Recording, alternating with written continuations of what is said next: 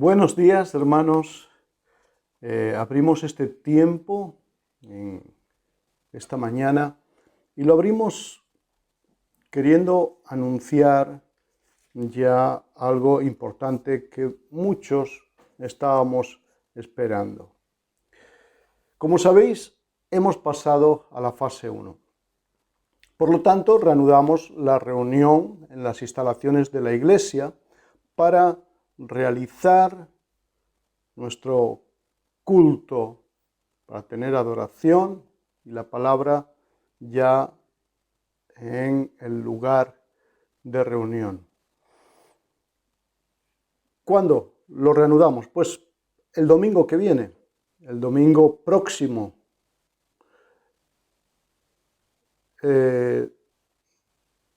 día 31 de mayo a las 11 de la mañana. Por supuesto, tomaremos las medidas de higiene y seguridad que las autoridades sanitarias y también gubernamentales están pidiendo. Vamos a tener en cuenta, por lo tanto, la distancia de las sillas, el uso de mascarilla obligatorio. Puedes traer la tuya, pero si no la traes o se te olvidó, vamos a tener suficientes para todos y te la daremos ahí. También tendremos guantes a tu disposición si lo deseas y por supuesto el uso obligatorio de geles hidroalcohólicos. Y algo que no puede faltar, que también es de uso obligatorio, es el medidor de temperatura electrónico. Si tienes alguna décima, por favor, quédate en casa, porque a la entrada se te va a medir la temperatura y si hay alguna décima te vas a tener que regresar a tu casa. No podemos permitir la entrada, ¿de acuerdo? Si tienes alguna décima. Entonces, por lo tanto, hazlo fácil para ti y para los demás. Y si tienes alguna décima, por favor, quédate en casa. ¿Quién puede asistir desde el domingo que viene a la reunión? Pues todas las personas mayores de 14 años y menores de 70. Y por supuesto que no sean factores de riesgo, que no tengan problemas pues, con el corazón o con problemas respiratorios. También si tú trabajas en un lugar de mucha afluencia de público, que es un factor de riesgo como hospital o transportes u otras cosas y crees que es más prudente por este hecho quedarte en casa, pues por favor hazlo. Haz lo que creas que debes hacer en conformidad con también el Espíritu de Dios y con esos factores por los que tienes que tomar la decisión. Por lo tanto, para repetirlo de nuevo y que quede claro, hemos dicho quién puede asistir. Ahora, ¿quién no puede asistir? Bueno, pues niños hasta 14 años no pueden asistir y mayores de 70 tampoco. Creemos que es más prudente que queden en casa y también los hermanos que tengan factores de riesgo. Por lo tanto, los que se quedan en casa podrán seguir en vivo la transmisión, ¿verdad?, de la adoración y del mensaje a través de Facebook, como lo estamos haciendo, YouTube o los medios que se están usando para que les lleguen las alabanzas y los mensajes. Los niños en casa, pues con la responsable de escuela dominical, Penélope, y el equipo de maestros, seguirán siendo atendidos, ¿verdad?, de la manera que se está haciendo, por mensajes, Zoom o WhatsApps, según las clases y edades. Los jóvenes, pues, seguirán con sus encuentros virtuales los sábados, como lo están haciendo con Benjamín y Belén. Los grupos de oración, también con cada responsable de esos grupos, podrán seguir con la oración durante este tiempo. Y bueno, poco a poco esperemos que podamos ir normalizando todas las cosas. Quiero dar las gracias a todos los que estáis colaborando para cuidar unos de otros, del liderazgo, del consejo y también los líderes de áreas.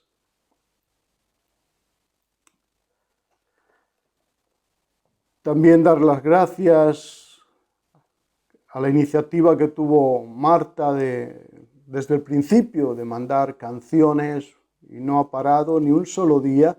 También gracias a otros que lo han hecho, pero han sido ya más esporádicamente. Gracias a todos. Gracias a los que preparan la alabanza, al equipo de alabanza. Gracias a Antonio Rebollo por la organización de los vídeos también, para poderlos subir luego a Facebook. Gracias a Fran por todo su trabajo, ¿verdad? Para la puesta en Facebook que estamos viendo los domingos. Y cómo no, también gracias a Clotilde, que es ya como si fuese de la familia, ¿verdad? Necesito hacer un requerimiento muy importante, porque necesitamos saber cuántos hermanos vamos a estar reunidos el domingo que viene. Entonces necesitamos que me mandéis un mensaje afirmando que vais a estar. Esto es con el fin de poder organizarnos, ¿verdad? Y tener todo adecuado para las personas que vayamos a ser. No será lo mismo si somos para el domingo que viene 25 personas que si somos 70. Entonces tenemos que arreglar y organizar de otras maneras, ¿de acuerdo? Entonces, por favor, mándeme un mensaje quién va a venir. Muy bien, dicho esto, no tengo nada más que decir, sino animaros a que podamos vernos. Si tienes la restricción para no poder venir, como hemos dicho, ya sabes, nos puedes seguir viendo desde casa, a través del Facebook, YouTube. Y si no tienes nada de eso, por favor, no te duermas. Y sé puntual. Llega un poquito antes, ¿verdad? Si puedes llegar 15 minutos antes, porque hay que tomar la temperatura a cada uno, coger la mascarilla, ponerla, lavar las manos con gel y todas esas cosas. Entonces, para que la cola no sea muy larga. Ahora os animo ya a que podamos tener un tiempo de alabanza, como cada domingo lo estamos haciendo. Y os quiero dejar el Salmo 92 con un texto. Salmo 92 está detrás o viene después del Salmo 91. Y el Salmo 91 es un salmo de seguridad, de esperanza, ¿verdad? De estar cobijados bajo el Señor, el cual nos libra de la peste destructora y nos defiende. Y el Salmo 92 dice: bueno es alabarte, oh Jehová, y cantar salmos a tu nombre, oh Altísimo, anunciar por las mañanas tu misericordia y tu fidelidad cada noche. Alabemos al Señor, mis hermanos, porque Él es fiel, y Él merece nuestra alabanza.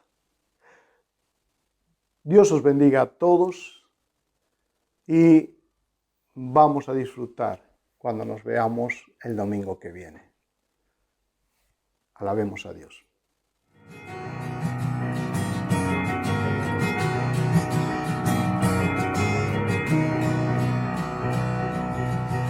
Nadie puede igualar lo que hiciste tú por mí.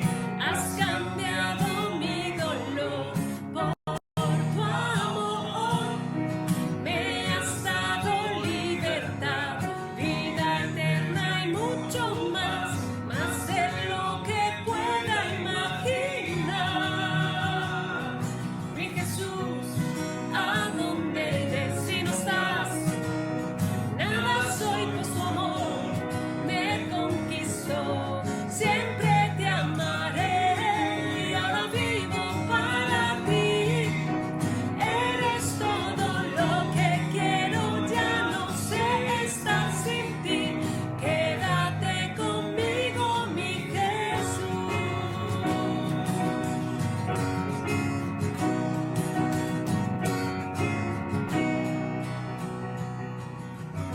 Nadie puede igualar lo que hiciste tú por mí. Has cambiado mi dolor por tu amor. Me has dado libertad, vida eterna y mucho más, más de lo que pueda imaginar. Mi Jesús, ¿a dónde iré si no estás? Nada soy, pues tu amor me conquistó. Siempre te amaré y ahora vivo para ti. Eres todo lo que quiero, ya no sé estar sin ti. Quédate conmigo, ahora vivo para ti. Eres todo lo que quiero, ya no sé estar sin ti. Quédate conmigo, mi Jesús.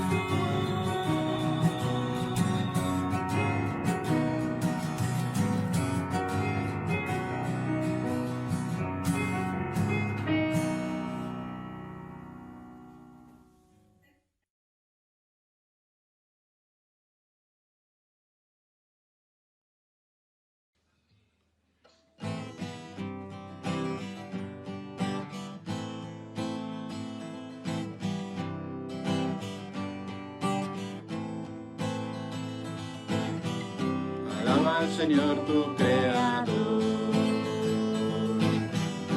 alaba al Dios de tu salvación, cántale alabanzas, abre tus labios, levanta tus manos, abre tus labios, alaba a Dios, porque para siempre es su misericordia, porque para siempre es su misericordia.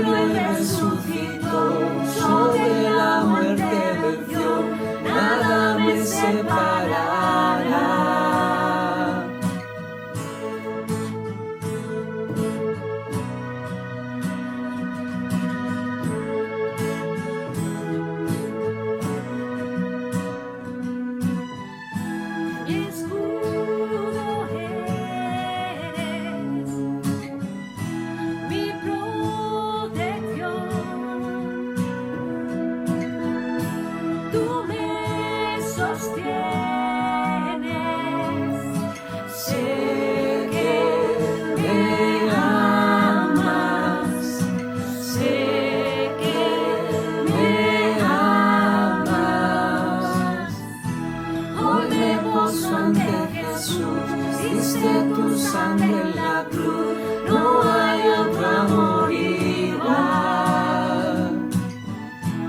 Él murió y resucitó, sobre la muerte venció, nada me separará.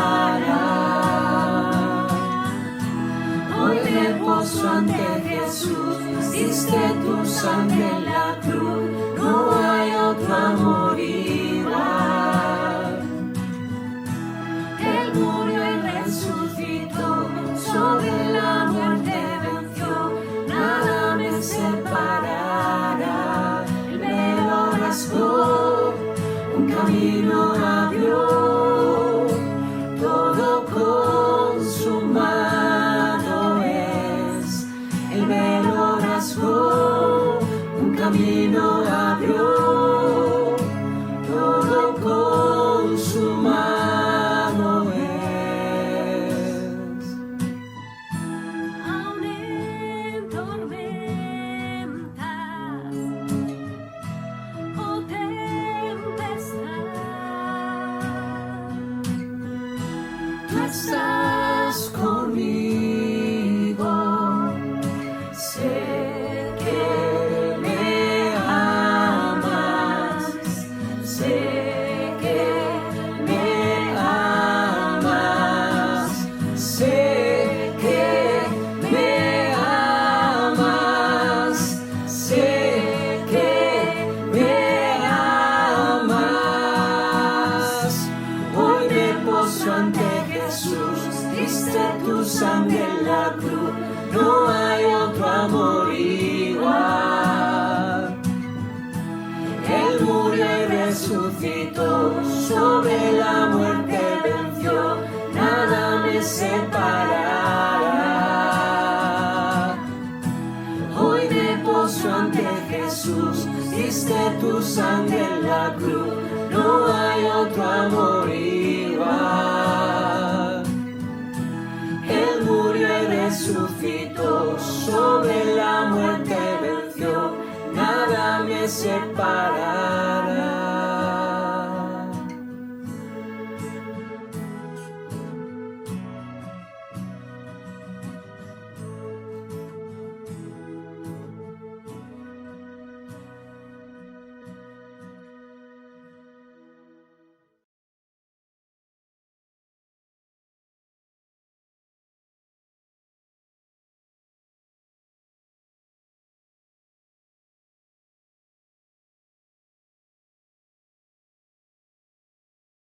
¡Hola, Iglesia! Que se echamos mucho de menos y a ver si pronto hacemos un cultico.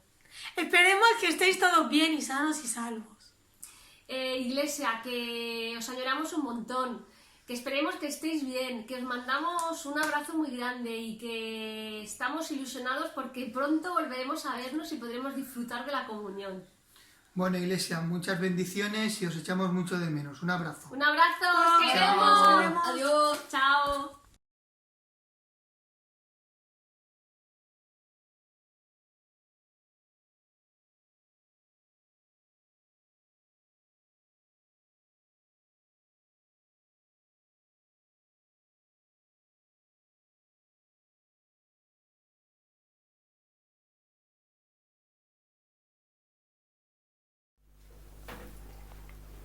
Buenos días. Vamos a ir a la palabra. Y la palabra se encuentra en Zacarías, capítulo 12, verso del 8 al 10. Vamos a leer en el verso 8 de Zacarías 12. Dice así: en aquel día Jehová defenderá al morador de Jerusalén. El que entre ellos fuere débil, en aquel tiempo será como David. Y la casa de David como Dios, como el ángel de Jehová delante de ellos. Y en aquel día yo procuraré destruir a todas las naciones que vinieren contra Jerusalén, y derramaré sobre la casa de David y sobre los moradores de Jerusalén espíritu de gracia y de oración, y mirarán a mí, a quien traspasaron, y llorarán como se llora por hijo unigénito, afligiéndose por él, como quien se aflige por el primogénito. En el versículo 1 del capítulo 12 de Zacarías, nos habla de que Jehová extiende los cielos, y el que extiende los cielos ha dicho, y es importante entrar un poco en el contexto de este capítulo. La sección, como estamos viendo, comienza con alabanza, alaba el poder del Creador, de la creación de Dios, recordándonos que Él está en control y es completamente capaz de cumplir lo que Él predice.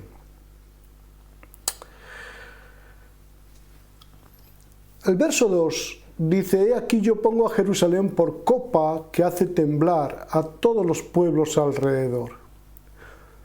Dios dice que en un día venidero Jerusalén dejará estupefacto a los pueblos de alrededor.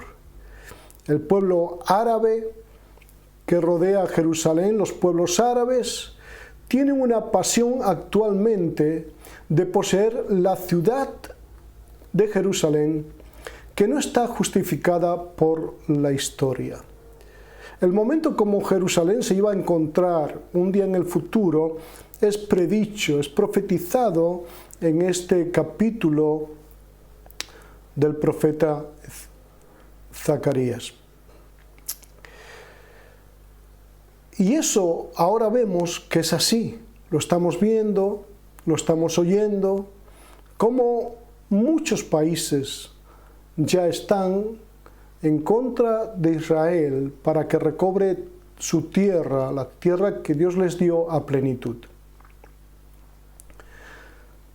Los musulmanes están reclamando Jerusalén como su tercera ciudad santa, pero Jerusalén no es mencionada ni una vez solamente en el Corán, ni una siquiera vez. Además, durante los siglos que Jerusalén estuvo bajo control árabe, donde todavía no estaba ahí el pueblo de Dios implantado en la era moderna, ningún gobernante árabe o líder islámico la hizo objeto de peregrinaje religioso. Así que hay una diferencia muy grande en cuanto a otras ciudades que sí que las tienen como referencia religiosa los islámicos, como la Meca o Medina. Sin embargo, Jerusalén nunca fue un lugar atrayente para hacer algo así, ni es mencionada en sus escritos. La importancia de Jerusalén para los musulmanes llega después, en un tiempo más tardío. Y fue el tío de Yasser Arafat, llamado Hayy Amin el-Husseini, quien fue y promovió este mito, y lo promovió en el 1920 al 1930 para levantar las pasiones árabes en contra de la creciente presencia judía en Jerusalén. Mirando el tiempo hacia atrás, en el año 1864, Spurgeon nació en el 1834 y murió en 1892. Era un predicador muy importante, predicador bautista. Y él predicó en el año 1864 sobre una futura conversión del pueblo judío, usando también estas profecías de Zacarías. Él dijo que habrá una restauración política de los judíos en ese año, en 1864. Él profetizó lo profetizado en la palabra de Dios, que habría una restauración del pueblo de Dios sobre su tierra, una restauración política del pueblo judío de Israel, que las 10 tribus de Israel serían restauradas a su propia tierra.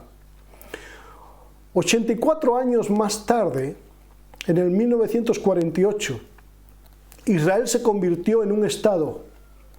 Miles de judíos de todo el mundo comenzaron a regresar a su tierra de origen, que les fue dada por Dios a Israel, tal como predijo Spurgeon en su sermón que ocurriría. Y esa es la primera parte, se cumplió la primera parte que ya estaba profetizada. Falta la segunda parte, que también se cumplirá. Y también esta profecía la da a conocer. Y sabemos, por lo tanto, que es seguro que el pueblo judío será convertido a Jesús en el futuro. Pero no solo es una profecía de la futura conversión del pueblo judío, de la futura conversión de Israel, sino también es un acontecimiento profético de conversión en cada hombre y en cada mujer que han sido llevados a Jesús por el Espíritu Santo. O sea, ha sido un evento profético para ti que has venido a Jesucristo como Señor y Salvador, y un acto profético para mí que he hecho lo mismo. De hecho, tenemos que decir que Dios siempre está trabajando activamente en una relación íntima de amor con su pueblo para llevarlo a Él, para llevarnos a Él. El Espíritu Santo es el autor y el dador de toda gracia. Es a través de su mediación independiente, sin nada que ver de nuestra parte, que somos capaces de pasar de nuestros caminos egoístas al Dios vivo. Y no es hasta que el Espíritu Santo nos convence de nuestro pecado que podemos conocer nuestro estado espiritual y las terribles consecuencias de ese estado. El Espíritu Santo es el que actúa en nosotros y gira los ojos de nuestro corazón hacia Cristo crucificado como Salvador viviente. Y cuando vemos a Jesús muriendo por nosotros, en ese sentido, somos abrumados por el amor de Dios infinito y santo, que se preocupó tanto por nosotros, que se preocupó tanto respecto a nuestro estado pecaminoso y murió por nosotros para darnos salvación y vida eterna. En este pasaje el profeta hace una afirmación de los que en el futuro traspasarían a Jesús y luego lo mirarían a Él y entenderían y llorarían en un profundo duelo. Con lo que podemos concluir es que habrá una poderosa intervención de Dios a favor de su pueblo Israel y también a favor de su pueblo, la Iglesia de Jesucristo. Así que, porque creemos que habrá esa intervención de Dios, la palabra también nos declara que el Señor nos defiende y hace fuerte al débil. Los versículos que hemos leído anteriormente, en el verso 8 y 9, dicen: aquel día Jehová defenderá al morador de Jerusalén. El que entre ellos fuere débil en aquel tiempo será como David, y la casa de David como Dios, como el ángel de Jehová delante de ellos. Hemos dicho anteriormente que en el verso 1 de este capítulo dice y afirma que el Señor que extiende los cielos y funda la tierra y forma el espíritu del hombre dentro de él, ha dicho. Es importante estas afirmaciones de este capítulo porque habla del Dios Todopoderoso, el creador de los cielos y de la tierra, el que tiene ese poder, y ha dicho que extiende los cielos, funda la tierra y forma el espíritu del hombre. Este Señor ha dicho. La verdad que estas tres afirmaciones nos hacen partícipes de algo muy activo. Son formas verbales activas totalmente y enfatizan la acción o la creación continua del Dios Todopoderoso. Nos habla del Señor de los ejércitos, ese mismo texto. Y es un título que se le dio a Dios después del exilio. Así que es un título post-exílico o post-exilio. Y se reconoce a Dios como el capitán y se reconoce su intervención sobrenatural, dándoles fuerza a los habitantes de Jerusalén. En el verso 5 dice: tienen fuerza los habitantes de Jerusalén en Jehová de los ejércitos su Dios. Se asombran los de Judá de ver esa fuerza que tienen los de Jerusalén y que están entendiendo es la fuerza de su Dios. Aquel día el Señor defenderá a los habitantes de Jerusalén. Esto significa que literalmente será su escudo. El escudo era un arma de defensa contra los enemigos. El Señor dice que Él va a ser escudo ante los enemigos de Jerusalén. Y el débil entre ellos, el término literal de débil es los débiles de la comunidad, quizá los ancianos, los delicados.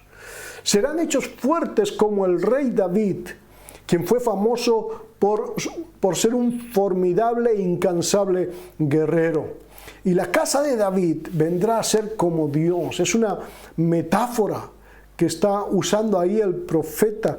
Y la está usando en el sentido de empoderamiento de Dios en su pueblo. El Señor está a favor de su pueblo. Dios anhela habitar entre su pueblo y defenderlo. Esta es la realidad. Dios anhela ser nuestro escudo y defendernos contra todo lo que nos quiera sacar de su propósito. Nos corresponde a nosotros dejar que Él limpie nuestras vidas. Que limpie nuestras vidas de aquello que está en contra y se opone a que la voluntad de Dios se haga en nuestra vida.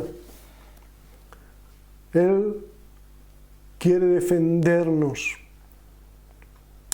para que la relación con Él sea una relación renovada, que nada haya en contra y podamos adorarle y servirle con integridad y con poder. Dios no nos pide grandes acciones a nosotros, solo nos pide obedecer y dejar que Él actúe en nuestras vidas a través de nosotros. Él quiere hacer muchas cosas. A través de nosotros Él quiere mostrarse al mundo. A través de nosotros Él quiere hacer bien a muchos que lo necesitan. Y Él dice: no es con ejército ni con fuerza, sino con mi espíritu, dice el Señor. Nuestro futuro, debemos saber que es un futuro glorioso, el de los creyentes, el de los que confían en el Señor. Es un futuro glorioso porque Dios ha prometido bendecirnos. Lo que Él prometió con su pueblo Israel, hemos visto que se cumple. Se han cumplido algunas cosas, se han cumplido muchas etapas. Y Él seguirá cumpliendo lo que falta. Pero Dios es el Dios que cumple sus promesas. Por eso tenemos que ir adelante en nuestro presente, porque todo esto sirve para animarnos a vivir con integridad, sin temor en el presente y sin temor del futuro. El profeta Zacarías fue un sacerdote por descendencia familiar, pero fue un profeta por elección de Dios. Su nombre significa Jehová se ha acordado. Qué bonito, qué nombre más bonito, ¿verdad? Cuando oímos su significado ya nos gusta. Jehová se ha acordado. Y es que Él no se olvida de sus hijos, por eso quiere defenderlos. Y también derrama gracia para mirarlo a Él. Derrama gracia para mirarlo a Él. Él está derramando su gracia para que nos volvamos a Él. Dice el verso 10, y derramaré sobre la casa de David y sobre los moradores de Jerusalén espíritu de gracia y de oración, y mirarán a mí, a quien traspasaron, y llorarán como se llora por hijo unigénito, afligiéndose por él, como quien se aflige por el primogénito. Así como será con Israel, porque esa es una profecía del Israel de Dios. Así como será con Israel, así es ahora también con cada uno de nosotros, con cada uno de los convertidos. Todos los que son convertidos lo son solamente por la gracia de Dios. Si no, pensemos en nuestras propias vidas. Pregúntate, ¿por qué estoy en el Señor? No hay otra respuesta sino que es porque Dios en su bondad te trajo a Él y me trajo a Él. Porque muchos fueron invitados como fuimos nosotros a Cristo, pero muchos rechazaron la invitación. ¿Por qué viniste tú? ¿Por qué vine yo a los pies de Jesús? Espero que no pienses que viniste porque eres mejor que otros o eres más sabio. No, fue la bondad y la gracia de Dios que te trajeron ante Él. Hay un himno, sublime gracia del Señor, que a un infeliz salvó. Fui ciego, mas hoy veo yo, perdido y Él me halló. Su gracia me enseñó a temer, mis dudas ahuyentó. Oh, cuán precioso fue a mi ser cuando Él me transformó. En el Nuevo Testamento encontramos en la epístola de Tito, y dice en el capítulo 3, verso de 3 al 5, dice así: porque nosotros también éramos en otro tiempo insensatos, rebeldes, extraviados, esclavos de concupiscencias y deleites diversos, viviendo en malicia y envidia, aborrecibles y aborreciéndonos unos a otros. Pero cuando se manifestó la bondad de Dios, nuestro Salvador, y su amor para con los hombres, nos salvó, no por obras de justicia que nosotros hubiéramos hecho, sino por su misericordia. El Señor ha dicho en estos textos anteriores de Zacarías que hemos leído: derramaré espíritu de gracia. Derramaré espíritu de gracia. Es el espíritu, es el que produce en la mente del hombre la experiencia de la gracia de Dios.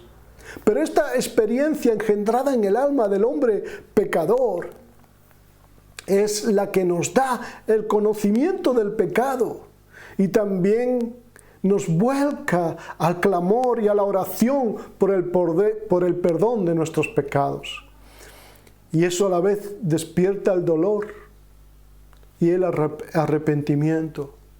El dolor por lo que Cristo sufrió y el arrepentimiento porque es nuestra necesidad básica para tener paz delante de Él. El trabajo del Espíritu es producir el arrepentimiento en el corazón de los rebeldes y girar los ojos espirituales hacia el Salvador crucificado. Por eso hemos leído: y mirarán a mí. En Isaías, el profeta Isaías también nos dice en el capítulo 45, verso 22, mirad a mí y sed salvos, dice el Señor. y mirarán a mí. Proféticamente está eso declarado. La verdad, ¿por qué dice el Señor y mirarán a mí? Es un llamado de atención a todos, a su pueblo Israel, sí, pero también a todos nosotros que estamos mirando hacia nosotros mismos, a todos los hombres y mujeres de hoy, del siglo XXI, que estamos mirando hacia nosotros mismos, a nuestros propios sentimientos y pensamientos. Solo la gracia de Dios nos puede apartar la mirada de nosotros y enfocarla en Él, enfocarla en Jesús, porque es nuestro lugar de salvación, es Cristo. Mirar a Él es lo mismo que venir a Él. Venir a Él es lo mismo que creer en Él. Todo se concentra en Él, todo se enfoca en Él. Hoy les pido, hermanos, les pido que vengamos a Jesús, que creamos en Él, que lo miremos a Él, porque solo Jesús puede salvarnos y solo Jesús puede salvar al pecador. Que Dios por su gracia nos siga trayendo a su adoración, a una vida de gratitud y comunión con Él, por su poderosa gracia. También no solamente dice ese texto, y mirarán a mí, también dice, y llorarán. Y llorarán. Pero para llegar a llorar, debemos mirarlo a Él, debemos estar preparados. Dios nos prepara para ser salvos. Una de las maneras en las que Dios nos prepara es al hacernos ver cuán corta es la vida del hombre. Es como una flor que hoy es y mañana deja de ser, que el calor la marchita y deja de ser de forma tan efímera, tan rápida. Algunos fueron guiados de esta forma y fueron despertados y avivados por ver la vida, lo corto que es, por la repentina muerte de otro a veces. Nosotros, yo tuve una experiencia junto con los jóvenes en la Iglesia Bautista, en la que acepté a Jesús como mi Salvador cuando era joven. Y hubo una experiencia ahí, había un grupo de jóvenes mayores, que yo era menor que ellos, así que los jóvenes mayores y los jóvenes más pequeños no estábamos juntos. Ellos ya tenían cierta edad y cuando acababan las reuniones de la iglesia, cogían los coches, las motos y se iban. Después de las reuniones de la tarde se iban. ¿Y saben dónde iban? Iban a una discoteca. Uno de esos días tuvieron un accidente. Una chica de 20 y tantos años murió en ese accidente. Después de eso, algunos se pusieron las pilas y comenzaron a tener una vida de entrega al Señor. Otros, lamentablemente, no. Pero a veces parece que necesitemos algo drástico para tomar decisiones. No esperemos a eso, no es necesario que pasen esas cosas. Si le damos el corazón a nuestro Dios, no necesitaremos esperar a algo dramático para hacer un cambio. Otra manera en la que Dios prepara a las personas para la salvación es mostrándoles su pecado y el juicio venidero. Jesús mismo advirtió del infierno una y otra vez. Él dijo, ¿cómo escaparéis de la condenación del infierno? En Mateo 23:33. Y también en Mateo 25, Él habló de que estos hablándole a unos en particular, estos irán al castigo eterno. Pero lo que Dios más utiliza para mostrar a los hombres su pecado es el pecado mismo. El pecado mismo del ser humano. Jesús dijo que el Espíritu de Dios convencerá al mundo de pecado en Juan 16:8. Cuando David tuvo convicción de su pecado, él dijo: mi pecado está delante de mí. Salmo 51:3. Y es que cuando el Espíritu Santo te muestra el pecado, entonces es para salvación. La conversión viene cuando Dios te hace sentir la necesidad de que Jesús perdone tus pecados y los limpie con la sangre preciosa que derramó Jesús en la cruz. Nadie viene a Jesús por sí solo. Su gracia nos muestra el camino. Más de 500 años después de esta profecía que estamos viendo, vino el cumplimiento de ella. El Señor estaba muriendo en la cruz y usó un soldado romano como agente llevado a cumplir esta profecía. En Juan 19, 34 al 37 dice: pero uno de los soldados le abrió el costado con su lanza y al instante salió sangre y agua. Y el que lo vio da testimonio, y su testimonio es verdadero, y él sabe que dice verdad, para que vosotros también creáis. Porque estas cosas sucedieron para que se cumpliese la Escritura. No será quebrado hueso suyo. Y también otra Escritura dice: mirarán al que traspasaron.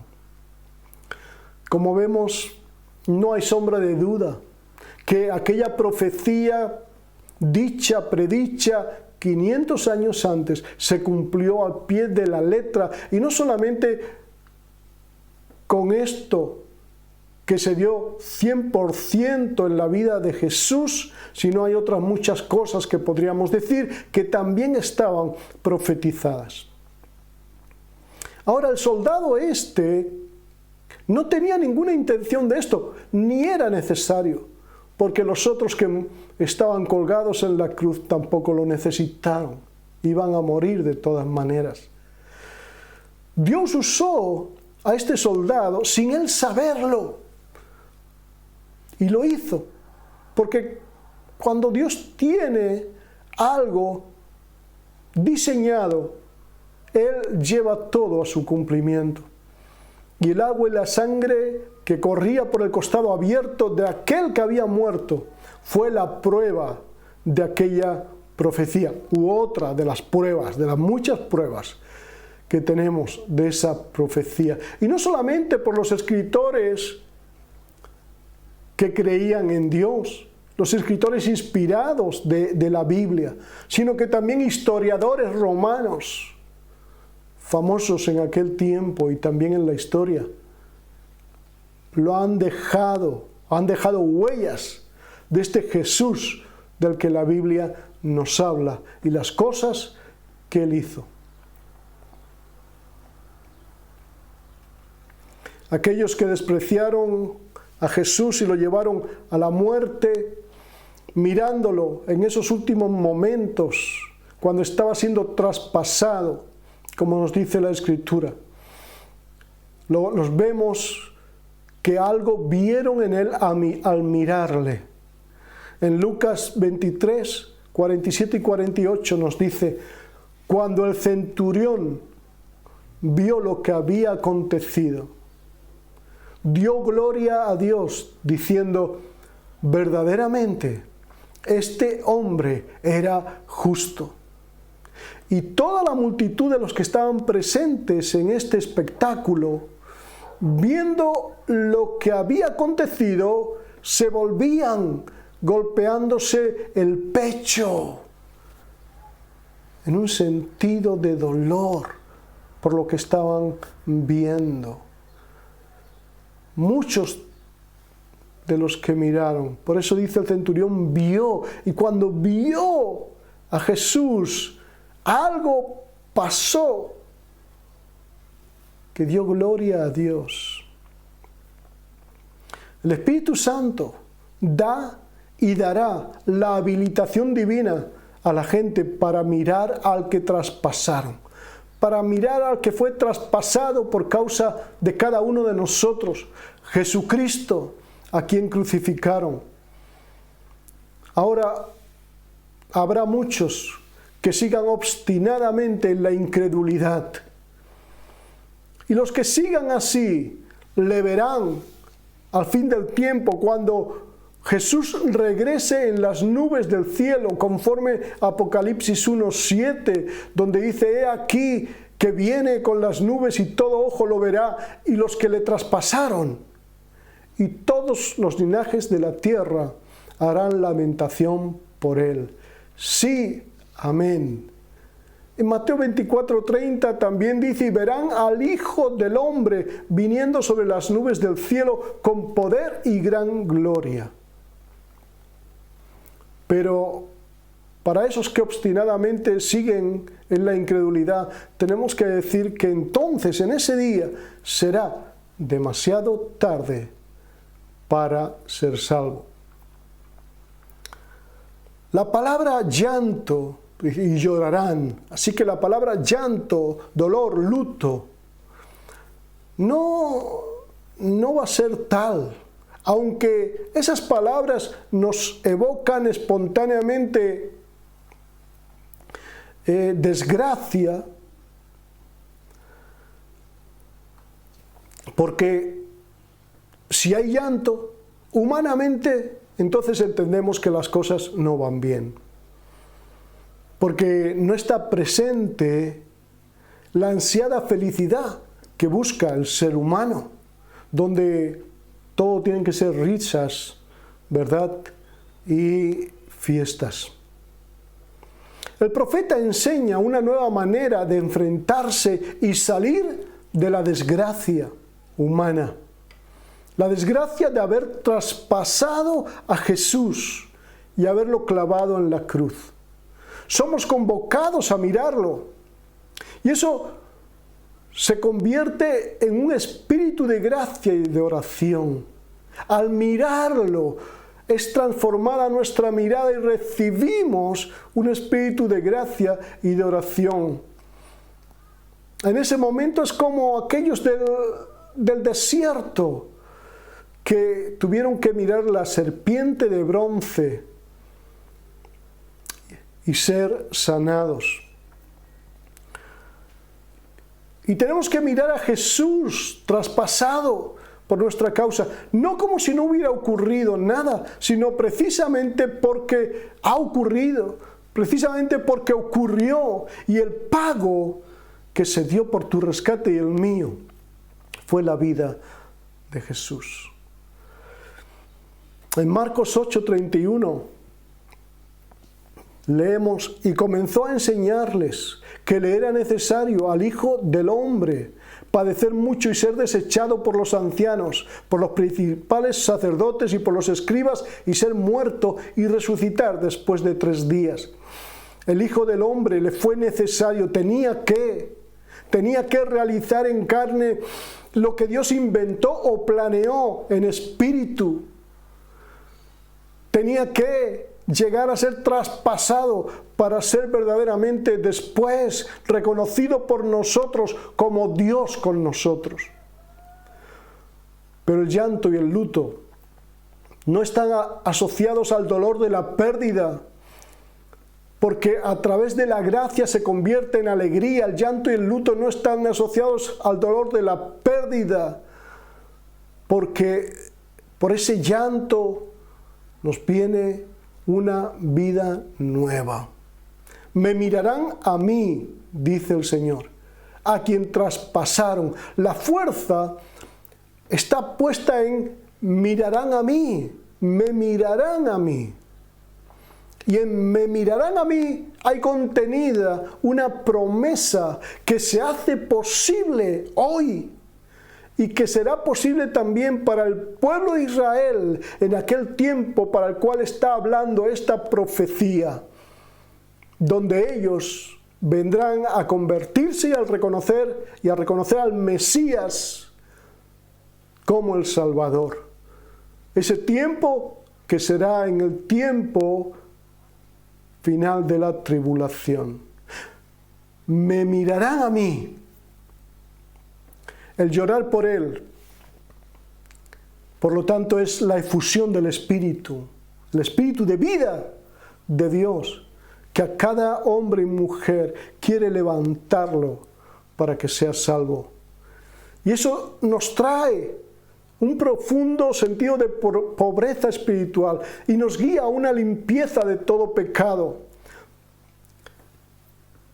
Una limpieza de todo pecado por la sangre preciosa del Cordero de Dios, de Jesucristo. Una promesa de limpieza con lo que el Señor ha provisto. Él hará. He aquí que yo haré.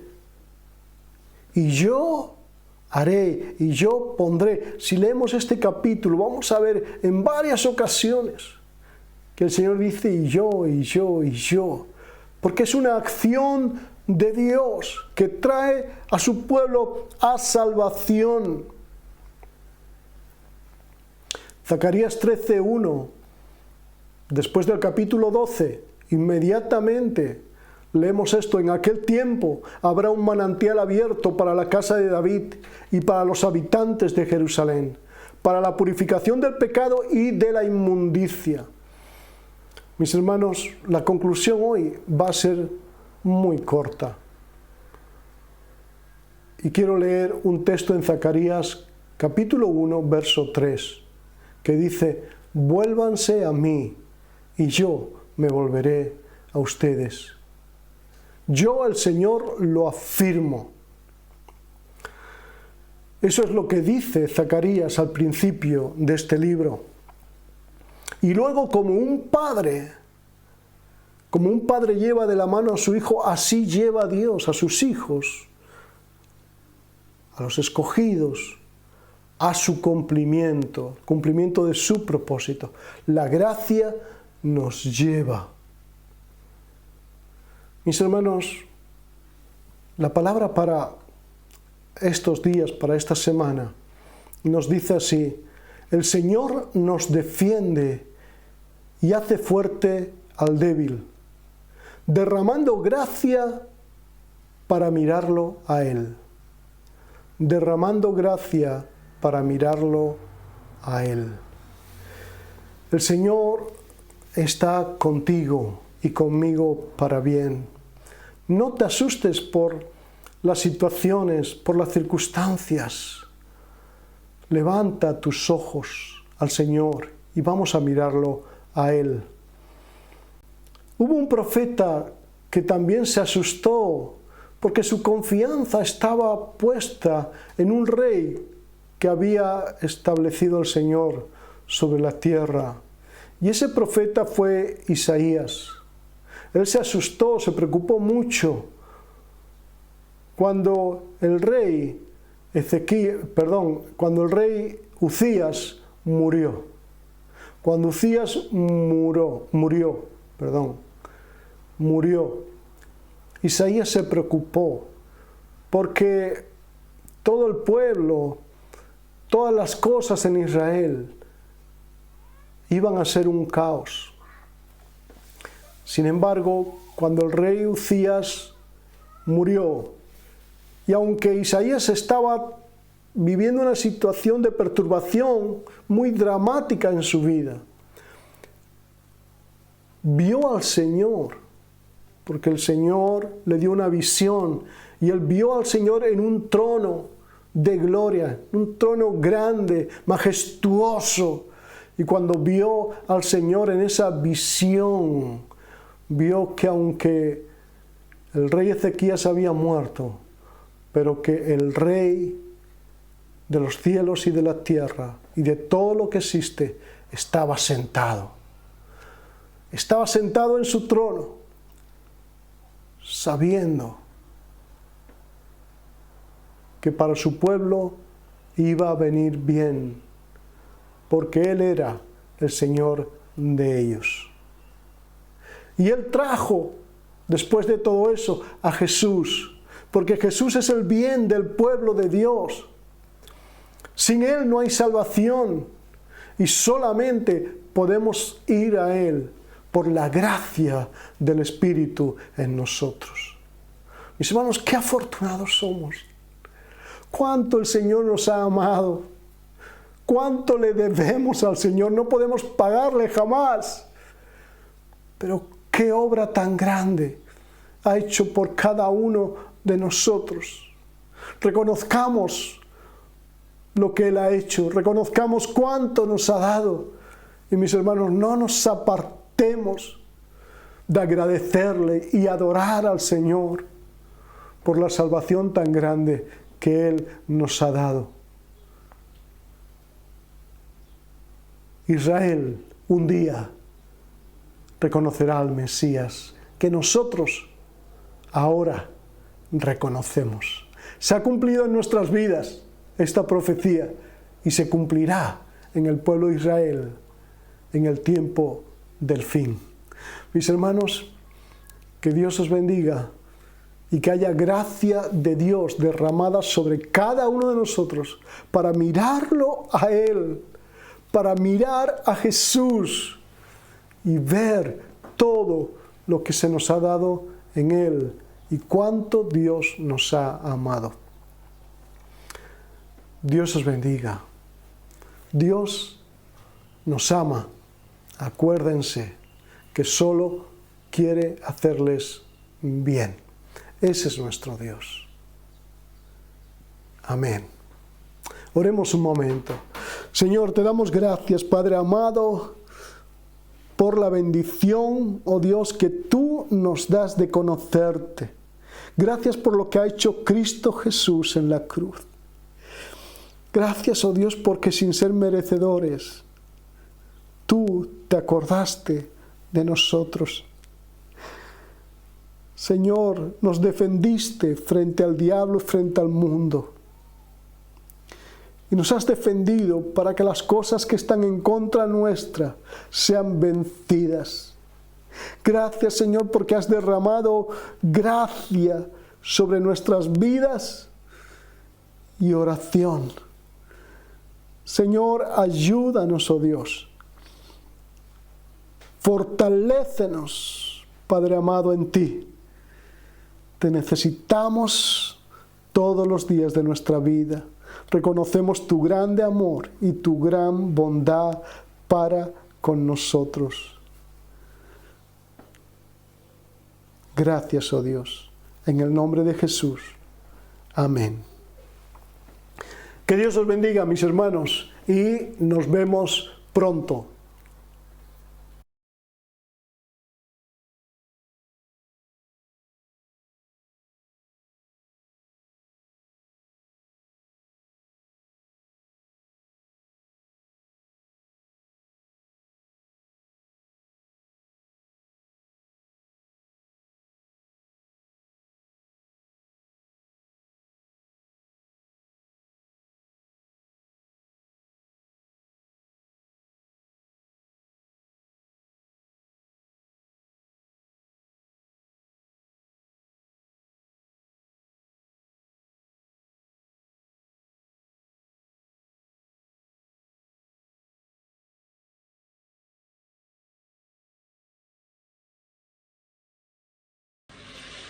Hola, chicos y chicas de la escuela dominical. ¿Escucháis algo?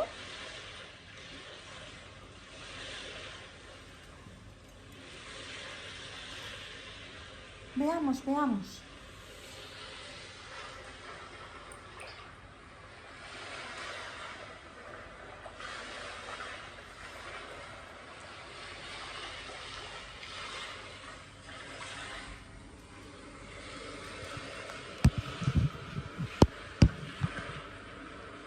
Y entrando él en la barca, sus discípulos le siguieron. Y he aquí que se levantó en el mar una gran tempestad.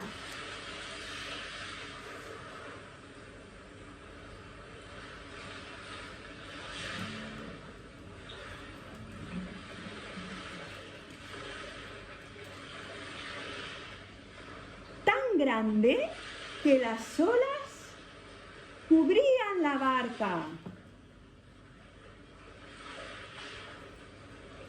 Y Jesús dormía.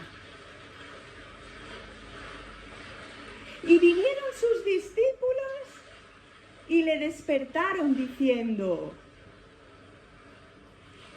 Señor, sálvanos que perecemos. Y Jesús les dijo: ¿por qué teméis, hombres de poca fe?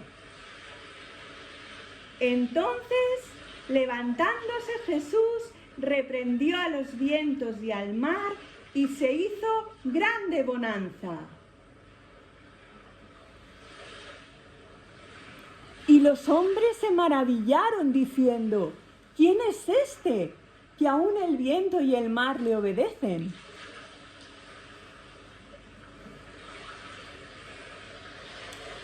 Mirad, chicos, esto es un barquito y hay muchos barcos que tienen marineros y un gran capitán que les conduce por el mar para llegar a un buen puerto. ¿Sabéis quién es nuestro capitán? ¿El capitán de nuestra vida?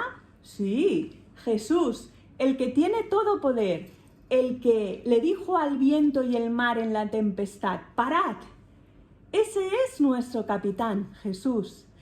Y hoy vamos a recordar una canción que dice: yo tengo un barco que navega por la mar y Jesucristo es el capitán.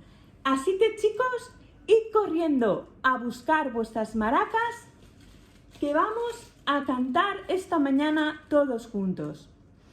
Y recordad, Jesús es el capitán de nuestra vida y con Él no tenemos que tener miedo, tenemos que estar confiados, porque Él nos cuida y nos protege. ¿De acuerdo? Pues venga, chicos, en 5, 4, 3, 2, 1. Tenéis que ir corriendo a buscar vuestros instrumentos musicales. Aquí tenemos nuestras 2 maracas preparadas. A ver cómo se oyen. Bien. Vamos allá.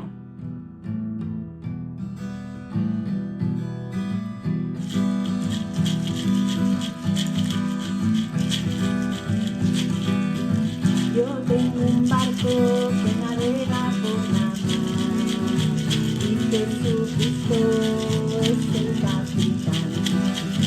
Yo tengo un barco que navega por la mar y Jesucristo es el capitán. Los marineros que volan a su lado son almas que han lavado su negro corazón. Los marineros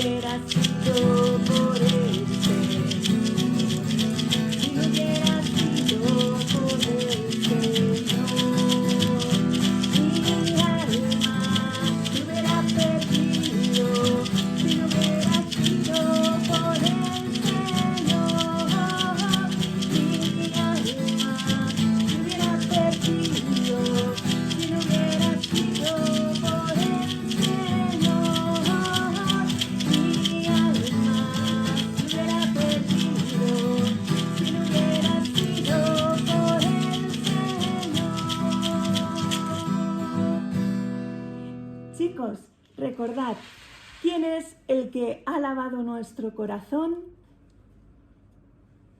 Y de un corazón negro, limpio por la sangre de Jesús en la cruz, hemos pasado a tener un corazón limpio.